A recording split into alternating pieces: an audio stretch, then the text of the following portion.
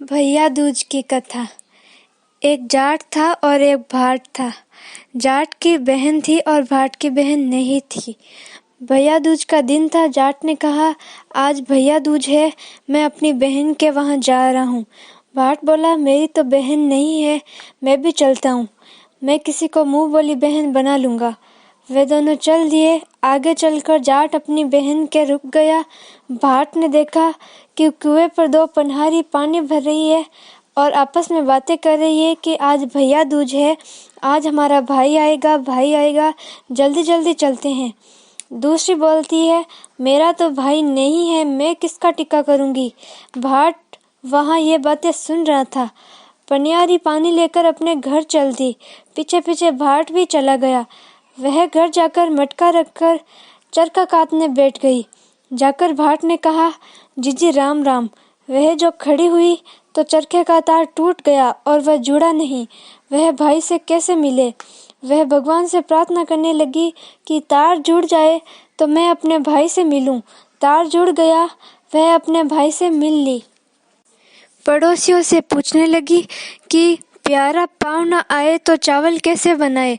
पड़ोसन ने कहा कि तेल में चौका दो और घी में चावल चढ़ा दो, न चौका सूखे न चावल गले। भैया भूखा बैठा रहा। भाट मन में सोचता है कि मुंह बोली बहन है, सगी बहन होती तो अभी तक खाना खिला देती। इतने में ससुर बाहर से आता है। ससुर कहता है कि कोई अक्लमंद बहू हो तो गोबर मिट्टी से चौका दे, दूध में चावल चढ़ाए तो चौका सूखते आए, चावल गलते चले जाए तो प्यारे भाई को खाना खिला दे। बहन ने ऐसा ही किया। भाई ने खाना खाया। भाई को रहते हुए 3 दिन हो गए। भाई कहता है कि बहन मैं घर जाऊं। बहन मना करती, लेकिन भाई कहता है अब मैं जाऊंगा। वह सास ननद की चोरी से रात को चावल की पिन्नी पीस कर देती है तो सांप पीस जाता है। पिन्नी भाई को दे देती है। भाई चला जाता है। सुबह उठकर देखती है कि उसमें सांप पिसा होता है। सांप को पिसा हुआ देखकर बहन भाई को पीछे पीछे जाती है। नदी के किनारे भाई मेढ़ा मेढ़े पड़े होता है। बहन तो वहीं बैठ जाती है। 12 साल तक बहन भाई का सिर अपने घुटने पे लिए बैठी रहती है। तब कीकर बोलती है, कांटे काट कटीली कांटे लगा फूल, फूल तोड़ माथे लगा सोता वीर जागती। बहन कहती है कि एक बार और बोल। फिर वह बोलती है। बहन फिर कहती है कि बहन एक बार और बोल। तो कीकर तीसरी बार बोलती है। तब बहन फूल तोड़कर भाई के माथे से लगाती है तो भाई खड़ा हो जाता है और कहता है, बहन मैं तो बहुत सोया। बहन कहती है कि तुझे तो 12 साल हो गए सोए हुए। भाई बहन से कहता है, अब तुम घर जाओ। भाई मैं घर कैसे जाऊं, मुझे तो 12 साल हो गए। सेज भरता छोड़ा, पूत पालने छोड़ा, दूध औरता छोड़ा, घर के बाहर से तेरे पीछे चली आई। अब तो भाई मैं तेरे साथ चलूंगी। वहां से दोनों भाई बहन चल देते हैं। रास्ते में बहन को प्यास लगती है। वह भाई से कहती है, मुझे प्यास लगी है। भाई बोला, यहाँ पर कहीं पानी नहीं है, आगे चलते हैं तो बड़ई किवाड़ बना रहे हैं। भाई कहता है, बहन वहीं से पानी पी आओ। तो वहाँ बड़ई किवाड़ जड़ रहे थे। तो बहन पूछती है कि ये किवाड़ किसके लिए जड़ रहे हो। बड़ई कहता है, तुम अपना काम करो, नहीं तो मैं पूछ कर जाऊंगी। बड़ई कहता है कि एक बुढ़िया है, जब वह मरेगी तब उसकी छाती पर ये किवाड़ जड़ेंगे। वह पूछती है कि उसका उपाय क्या है। वह बोला कि उसके 7 बेटे थे, 6 मर गए, 7वें की बारी है। कोई बुआ हो या बहन हो तो सारे काम अशुभ करे तो भाई जिंदा रहेगा।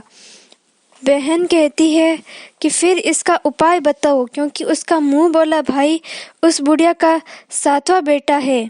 बड़ई बताता है कि जिस वक्त लड़के की सगाई आए तो लोटे से कर लो, बान होए तो भी लोटे से कर लो। जिस वक्त मोड़ बांधे तो उसकी जगह फूस का फूला बांधे। दरवाजे से बारात नहीं निकाले, दीवार तोड़कर पीछे से निकाले। मर्दाना भेस धरकर बहन बारात के साथ जाए तो नेक करवा ले और एक पाली ले ले। जिस वक्त भाई फेरों पर बैठे तो नाग आएगा, तब उस नाग को हंडिया में कर ले। फिर नागिन आएगी तो उससे वचन भरवा ले। जब वचन भरवा ले तो एक वचन, दो वचन, तीसरा वचन नरक कुंड में पड़े। तब नागिन से कहे कि मेरे सातों भाई और सातों भाभीियों को छोड़े, तो वह कहेगी पापिन हत्यारिन, तूने बहुत ठगा, जा बख्शा, तेरे सातों भाई और सातों भाभीियों को छोड़ दिया। बहन ने ऐसा ही किया। तब सातों घोड़े और सातों डोले आए तो बहन सबको लेकर बारात के साथ वापस आती है। बुढ़िया भूस के कूले में जो पड़ी वह सोचती है जो मेरा होता आया वही होगा। 6 तो मेरे सातों बेटे बहू आ रहे हैं। बुढ़िया कहती है कि तुम हंसी नहीं करोगी तो कौन करेगा? तो वह कहती है कि नहीं नहीं, हम सच कह रहे हैं, तेरी बेटी भी आ रही है। बुढ़िया बोली अगर सब आ रहे हैं तो बेटे की पगड़ी, बहू की चूंदड़ी, मेरे आंखों के जाले, कानों के ताले सब खुल जाए। तब वैसा ही हो गया। माँ बेटी को आशीर्वाद देती हुई कहती है कि तेरा भाग, बेटी माँ से कहती है कि तेरा भाग। फिर वही बुढ़िया को सारी कहानी सुनाती है तो सब खुश हो जाते हैं। बहन को भाई और माँ बेटी को बहुत धन देकर विदा करते हैं। जैसे उसको भाई मिला वैसा ही सबको भाई मिले।